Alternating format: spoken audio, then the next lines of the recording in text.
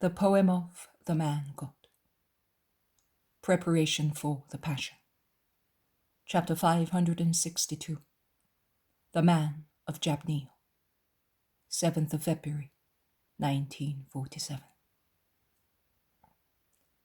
Several days must have gone by. I am saying so because I see that the corn, which in the last visions were hardly a span high, after the last downpour and the lovely sunshine that followed it, is already tall and is about to give ear. Cereals, still tender in their selamy, are waved by a light breeze that plays with the new leaves of the early fruit trees, which after blossoming or while the petals flutter about and fall, have already opened their light emerald tender, shiny little leaves, as beautiful as everything that is pure and new. The vines, still bare and knotty, blossom later, but on the twisted vine shoots which interlace with one another from trunk to trunk, the buds have already burst the dark bark that contained them, and although still close in it, they display the silver-grey down that is the nest for future new vine leaves and tendrils, and the woody twisted festoon-like branches seem to be softened by a fresh gracefulness. The sun, which is already warm, has begun its action by colouring everything and distilling vegetable essences. And while with the brighter hues it paints what only a few days ago looked paler, it warms and thus extracts various types of scents from clods of earth, from flowery meadows, from fields of cereals, from vegetable gardens and orchards, from woods, from walls, from the very clothes hanging to dry, blending them harmoniously into a smell that will last throughout summer, until it changes into the strong reek of must in the vats where the squashed grapes become wine. There is a loud chorus of birds singing among trees, and an eager bleating of rams among herds, and the singing of men along slopes, and the cheerful voices of children, and the smiles of women. It is springtime.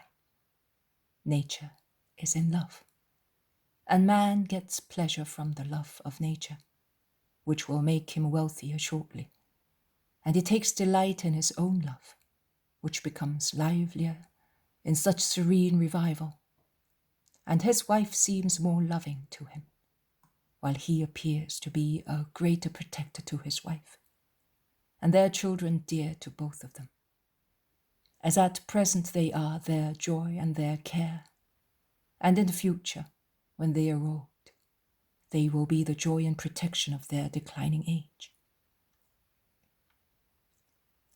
Jesus passes along the fields that rise or slope downwards following the inclination of the mountain. He's alone. He's wearing a linen garment, as he gave his last woolen one to Samuel, and a rather bright blue mantle thrown over one shoulder, softly enveloped round his body and held by his arm across his chest. The strip covering his arm flutters gently in the light breeze, and as he is bareheaded, his hair shines in the sunshine. He goes by, and where there are children he bends to caress their little innocent heads and to listen to their little secrets, admiring what they hasten to show him, as if they were treasures. A little girl who is so small that she still stumbles when running and gets entangled in the little skirt that is too long for her, as she probably inherited it from a brother born before her, arrives near Jesus with a smile that makes her eyes shine and displays her tiny incisors between the pink lips. She's carrying a bunch of daisies, a big bunch held with both hands, as many as her tender tiny hands can hold, and she holds up her trophy, saying, "Take it, it's yours. To Mommy later. A kiss here."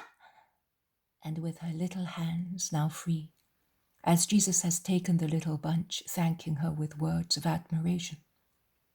She touches her lips, and she stands on her bare feet, with her head bent backwards, almost losing her balance, in the vain effort to stretch a tiny person up to the face of Jesus, who laughs, picking her up in his arms and taking her, nestled up there like a little bird on a tall tree, towards a group of women who are steeping new pieces of cloth in the clear water of a stream, to lay them out in the sunshine later to bleach them. The women bent over the water stand up greeting, and one of them says, smiling, "Tamar has been giving trouble to you, but she has been picking flowers here since dawn in the secret hope of seeing you pass by. She would not give me one, as she wanted to give them to you first. They are dearer to me than the treasures of kings, because they are as innocent as children, and have been given to me by one who is as innocent as a flower." He kisses the little girl, putting her down, and he greets her, saying, "May the grace of the Lord come to you." He greets the women and goes on his way, greeting the peasants or shepherds who wave to him from fields or meadows. He seems to be going down to the lower part of the country towards Jericho. But he comes back and takes another path that climbs once again towards the mountains to the north of Ephraim. The crops here are even more beautiful, as the soil is in a more favorable position and sheltered from the northern winds. The path runs between two fields, and in one of them there are fruit trees planted almost at regular intervals, and the buds of the early fruits are already like pearls on the branches. A road descending from north to south crosses the path. It must be a rather important road, because at the crossroads there is one of the milestones used by the Romans, with Neapolis engraved on its northern side, in the large lapidary letters of the Latins, and strong like them and under it, in much smaller letters, just scattered on the stone, Shechem. On the western side, Shiloh, Jerusalem, and on the southern one, Jericho. There is no name on the eastern side. But one could say that if there is no name of any town, there is the name of a human misfortune, because on the ground, between the milestone and the ditch along the road, dug to drain rainwater, as in all the roads looked after by the Romans, there is a man, benumbed, a bundle of rags and bones, probably dead. Jesus bends over him when he sees him among the weeds that springtime downpours have made luxuriant in the ditch, and he touches him, asking, "Man, what is the matter with you?" "A mole," is the answer. But the tangle moves, unrolls, and an emaciated face as white as death appears, and two tired, suffering, languid eyes look full of astonishment at him, who is bent over his misery. He tries to sit up, pressing his emaciated hands against the ground, but he is so weak that he would not succeed without Jesus' help. Jesus helps him and props him with his back against the milestone, and he asks him, "What is the matter with you? Are you ill?" "Yes." "A very faint yes. But why did you set out all alone in this state? Have you not got anybody?" The man nods assent, but he is too weak to reply. Jesus looks around. There is nobody in the fields. The place is really deserted. To the north, almost at the top of a hill, there is a small group of houses. To the west, among the green vegetation of the slope that rises with more hillocks, where fields are replaced by meadows and woods, there are some herdsmen among a flock of restless goats. Jesus looks at the man again and asks him, "If I supported you, do you think you would be able to come to that village?" The man shakes his head, and 2 tears stream down his cheeks that are so withered that they seem wrinkled by age, whereas his raven beard proves that he's still young. He gathers his strength to say, "They drove me away. Fear of leprosy.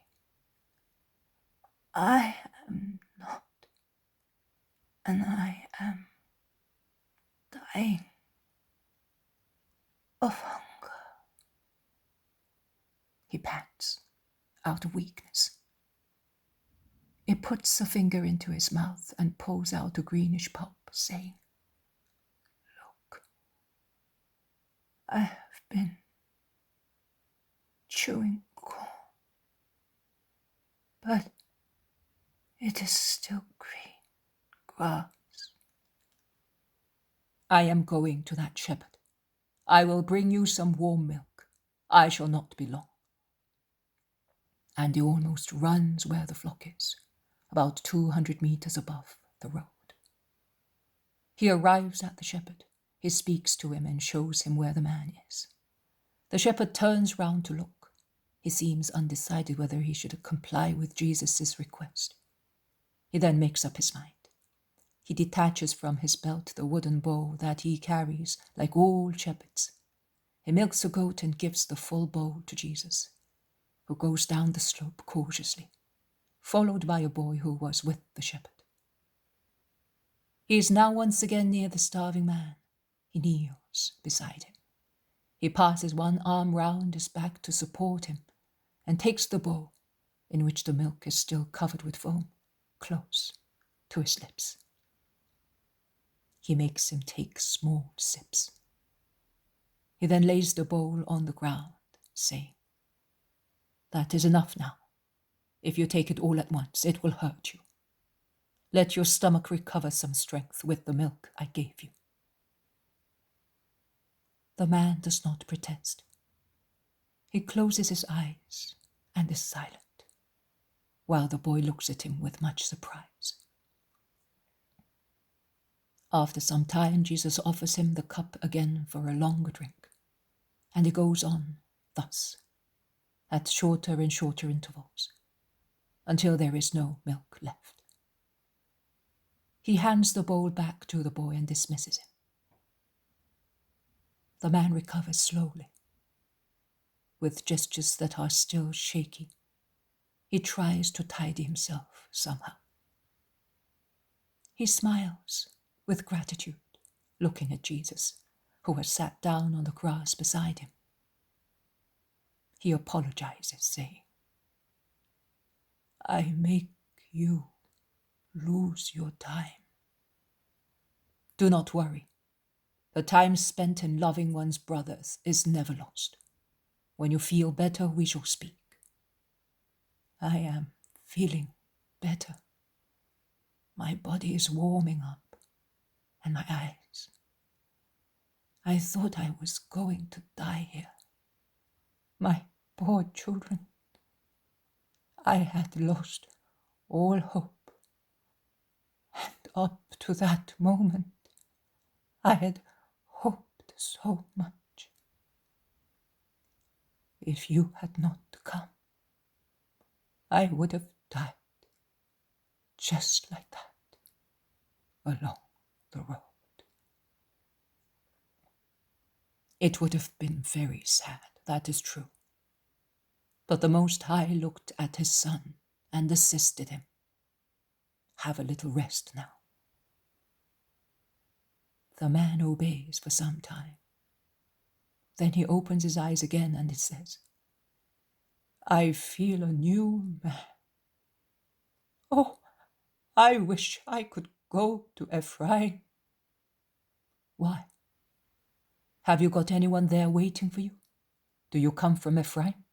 "No, I come from the country of Jabneel, near the great sea. But I went to Galilee along the shores as far as Caesarea.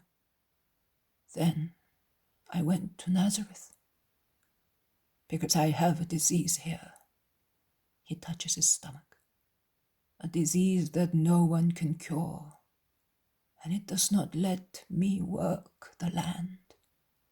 And I am a widower with 5 children. A man from our place, because I was born at Gaza, of a Philistine father and of a Syrophoenician mother. A man of our place was a follower of the Galilean rabbi, and he came to us with another man and spoke to us of the rabbi. I heard him too. And when I was taken ill, I said, I am a Syrian and a Philistine, loathsome to Israel. But Mastius used to say that the rabbi of Galilee is as good as he is powerful, and I believe it, and I am going to him. And as soon as the weather improved, I left the children to the mother of my wife. I took my few savings, because many had been spent for my disease, and I came looking for the rabbi. But money does not last long when one travels, particularly when one cannot eat all kinds of food, and one has to stop at inns when pains prevent one from traveling. At Sepphoris I sold my donkey, because I had no more money left for myself, and to give what was due to the rabbi, I thought that once I was cured, I would be able to eat everything on the road and thus go back home quickly. And working there in my fields and in those of other people, I hoped I would make up for what I had lost. But the rabbi is neither at Nazareth nor at Capernaum. His mother told me. She said, he is in Judea. Look for him at the house of Joseph of Sepphoris, at Bethsaida or at Gethsemane. They will be able to tell you where he is. I came back on foot. I was getting worse and worse, and my money was diminishing. At Jerusalem, where I had been told to go, I found the people, but not the rabbi. They said to me, oh, they drove him away a long time ago. He is cursed by the Sanhedrin. He ran away, but we do not know where. I felt as if I were dying, just like today. Nay, more than today. I inquired of hundreds and hundreds of people in town and in the country. No one knew. Some wept with me. Many struck me. Then one day when I began to beg outside the enclosure of the temple, I heard 2 Pharisees say, now that we know that Jesus of Nazareth is at Ephraim, I lost no time, and weak as I was, I came here, begging for some bread, and I was more and more in rags and sick looking. And as I was not familiar with the road, I took the wrong one. Today I came from there, from that village. For 2 days I had sucked nothing but wild fennels, and I had chewed chicory and green corn. They thought I was a leper because of my pallor, and they drove me away, pelting me with stones. I was only asking for a piece of bread and to show me the road to Ephraim. I fell there, but I would like to go to Ephraim. I am so close to my goal. Is it possible that I should not reach it? I believe in the Rabbi. I am not an Israelite, but neither was Amastius, and he loved him just the same. Is it possible that the God of Israel may treat me with a heavy hand to revenge himself for the sins of those who created me? The true God is the Father of men. He is just but good. He rewards those who have faith and does not make innocents pay for sins not committed by them. But why did you say that when you heard that the residence of the rabbi was unknown, you felt as if you were dying more than you were today? Because I said, I have lost him even before finding him. Because of your health? No, not only for that, but because our master said certain things about him that I thought that if I became acquainted with him, I would no longer be corrupt. So, do you believe that he is the Messiah? I do believe it. I do not know exactly what the Messiah is, but I believe that the Rabbi of Nazareth is the Son of God. Jesus' smile is bright when he asks, and are you sure that if he is such, he will hear you, although you are not circumcised? I am certain, because our Master said so. He said, he is the Saviour of all men. As far as he is concerned, there are no Hebrews or idolaters, but only creatures to be saved, because the Lord God has sent him for that. Many laughed. I believed. If I can say to him, Jesus, have mercy on me, he will hear me. Oh, if you come from Ephraim, take me to him.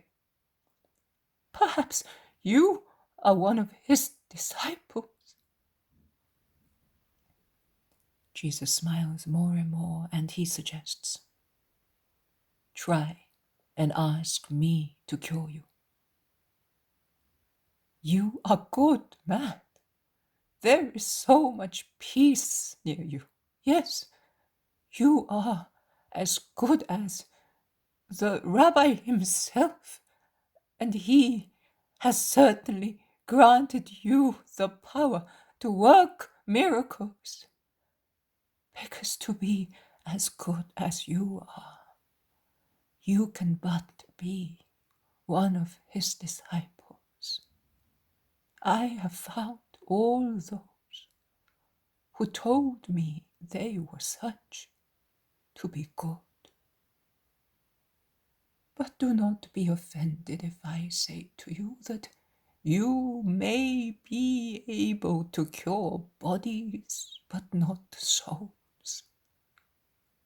And I would like also my soul to be cured, as it happened to Amastius, to become a just man. And only the Rabbi can do that.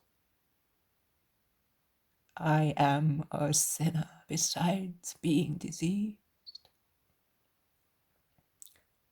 I do not want to be cured in my body and then die one day also with my soul. I want to live. Amastius said that the rabbi is the life of the soul, and that the soul that believes in him lives for good in the kingdom of God. Take me to the rabbi. Be good. Why are you smiling? Probably because you think that I am bold in wanting to be cured without being able to give an offering. But once I am cured, I shall be able to cultivate the land once again. I have beautiful fruit. Let the rabbi come when the fruit ripens, and I will pay him with hospitality as long as he wishes. Who told you that the rabbi wants money? Amastius? No. On the contrary, he used to say that the rabbi takes pity on the poor, and he assists them first. But that is the custom with all doctors and with everybody, in short. But not with him, I can assure you. And I tell you that if you can urge your faith to ask for the miracle here, and to believe it possible, you will have it. Is what you say true? Are you sure? Of course, if you are one of his disciples, you cannot lie or be wrong. And although I am sorry not to see the rabbi, I want to obey you. Perhaps, persecuted as he is, he does not want to be seen. He trusts no one any longer. You are right. But we shall not be the ones who will ruin him. It will be the true Hebrews. But well, I say here. He kneels down with difficulty. Jesus, Son of God, have mercy on me. And let it be done to you as your faith deserves, says Jesus, making his gesture of authority over diseases. The man seems to be dazzled as if he were struck by a sudden light. The man realizes, I do not know whether through a flash of his intellect or through a physical sensation or through both at the same time, who is the man who is before him. And he utters such a shrill cry that the herdsman, who had come down towards the road probably to see, quickens his pace. The man is on the ground with his face in the grass, and the herdsman, pointing at him with his crook, asks, Is he dead? More than milk is required when a man is done for. And he shakes his head.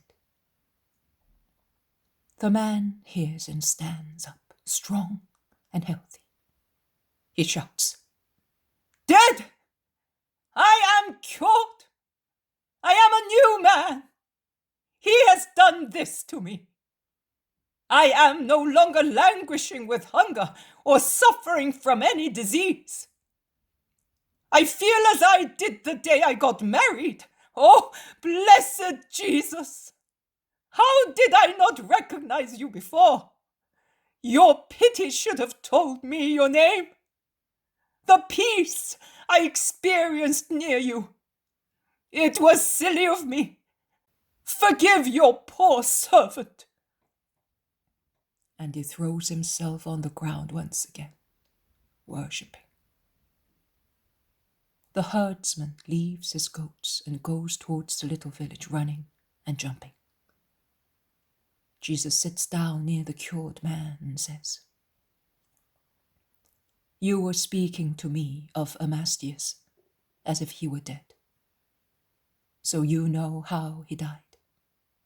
I want only one thing of you, that you come to Ephraim with me and mention how he died to a man who is with me.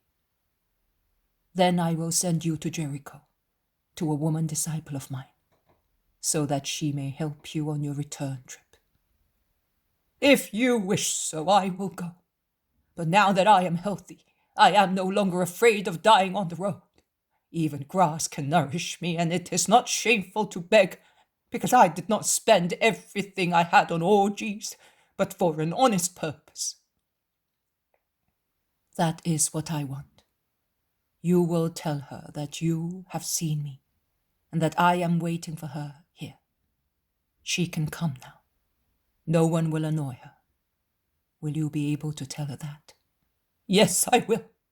Ah, why do they hate you when you are so good?" "Because many men are possessed by demons.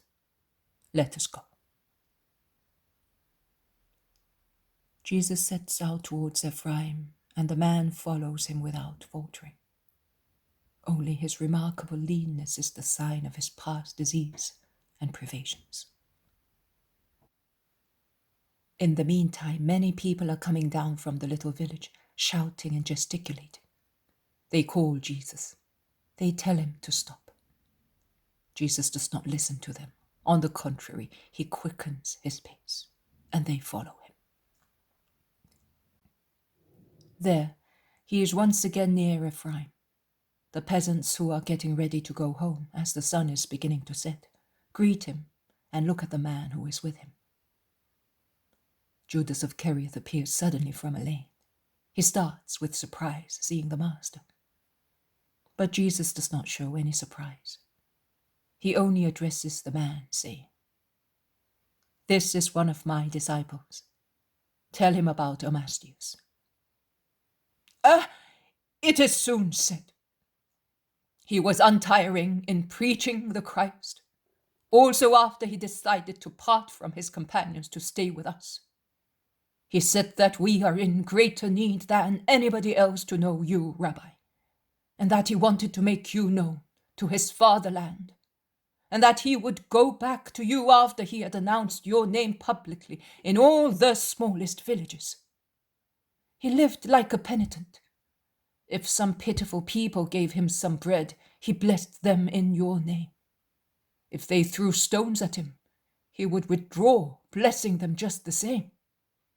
And he fed on wild fruit or on sea mollusks that he picked off reefs, or he dug in the sand. Many said that he was mad, but nobody really hated him. At most, they drove him away as if he were a man of ill omen. One day they found him dead along a road, not far from my place, on the road that takes one to Judea, almost at the border. It has never been found out of what he died, but the rumor is he was killed by somebody who did not want the Messiah to be preached. He had a large wound on his head. They said that he had been trampled by a horse, but I do not believe that. He still smiled, stretched out on the dust of the road. Yes, he really seemed to be smiling at the last stars of the clearest night in the month of Elul, and at the rising sun in the morning.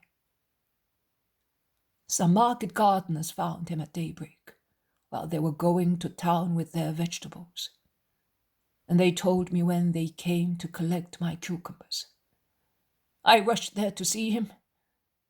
He was resting in great peace. Have you heard? Jesus asks Judas. Yes, I have. But did you not tell him that he would serve you and have a long life?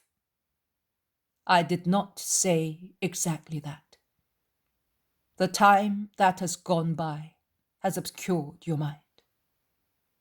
Has he not served me evangelizing in places of mission? And has he not got a long life? Which life is longer than that conquered by those who die in the service of God? Long and glorious. Judas has that sly laugh that annoys me so much, but he does not reply. In the meantime, those from the little village have joined many people from Ephraim, and they are speaking to them, pointing at Jesus. Jesus says to Judas, "Take the man home and finish restoring him. He will leave after the Sabbath that is just beginning." Judas obeys, and Jesus remains all alone, and he walks slowly, bending to watch some stalks of corn, on which slight indications of ears are beginning to appear. Some men from Ephraim ask him, "The corn is beautiful, isn't it?" "Beautiful, but the same as that of other regions." "Of course, master. It's all corn. It must be the same." "Do you think so? Then corn is better than men. Because if it is skillfully sown, it yields the same fruit here as in Judea or Galilee, or we can say in the plains along the great sea. Men, instead, do not yield the same fruit. And also the soil is better than men, because when a seed is entrusted to it, it is good to the seed without making any difference whether the seed is from Samaria or Judea. It is so, but why do you say that corn and soil are better than men? Why? Not long ago, a man begged for a piece of bread, out of pity, at the gate of a village. And he was driven away because the people of that place thought he was a Judean. He was expelled as people threw stones at him, and crying him a leper, which he thought referred to his thinness, but was intended for his origin. And that man almost died of starvation along the road. Thus, the people of that village, the people that sent you to question me, and would like to come to the house where I live, to see the man who was cured miraculously, are worse than corn and clods of earth. Because they were not able, although they had been well taught by me for a long time, to bear the same fruit as was yielded by that man, who is neither a Judean nor a Samaritan, and had never seen or heard me, but had accepted the words of one of my disciples, and believed in me without knowing me. And because they are worse than the clods of earth, as they rejected the man because he was of a different seed, they would now like to come to satisfy their hunger for curiosity, whilst they were not able to satisfy the hunger of a languishing man. Tell them that the master will not satisfy such vain curiosity. And you all had better learn the great law of love, without which you will never be able to be my followers. It is not your love for me that by itself will save your souls, but it is the love for my doctrine. And my doctrine teaches brotherly love without distinction of race and census. So let those hard-hearted people who have grieved my heart go away, and let them repent if they want me to love them. Because, bear this in your minds, if I am good, I am also just. If I make no distinctions and I love you as I love those of Galilee and Judea, that must not make you so stupidly proud as to think that you are the favorite people or authorize you to do wrong without being afraid of being reproached by me. I praise and reproach according to justice. My relatives and apostles as well as any other person, and there is love in my reproach. And I do so because I want justice in the hearts of people, so that one day I may reward those who have practiced it. You may go and inform the others, so that the lesson may bear fruit in everybody. Jesus envelops himself in his mantle and strides towards Ephraim, leaving his interlocutors who go away rather dejectedly, to repeat the Master's words to the people of the unmerciful village.